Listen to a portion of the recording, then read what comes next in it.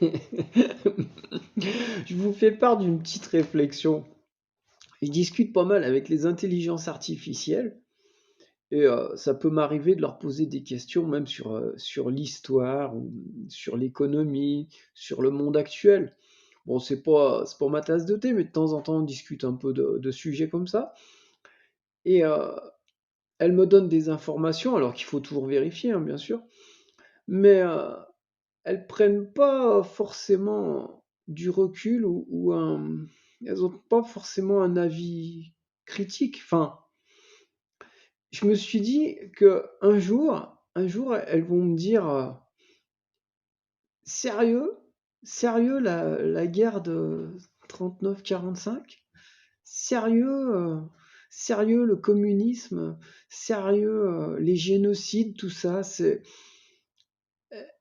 Je pense qu'elles vont dire: «Mais c'est n'importe quoi un peu votre histoire» et je me suis dit je me suis dit: «Au bout d'un moment, elles vont peut-être me proposer d'elles-mêmes de participer un peu à l'organisation» parce qu'on peut pas dire qu'on brille, heu, dans l'organisation de la société humaine. Alors il y a plein de réussites, hein, franchement.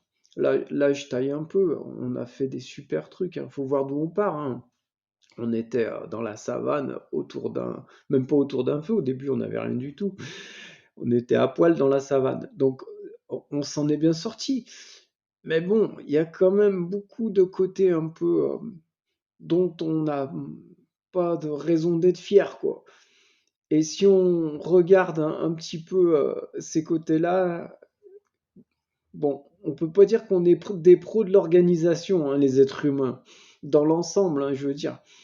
On arrive par exemple à faire mourir des millions de personnes de la famine dans des pays et à des périodes où il n'y avait aucune raison de mourir de la famine.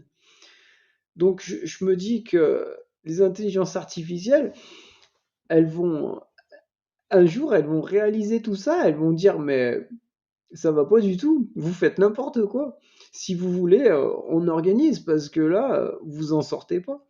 Et quand on voit l'actualité, on peut dire qu'on n'est pas sorti de l'auberge non plus, hein.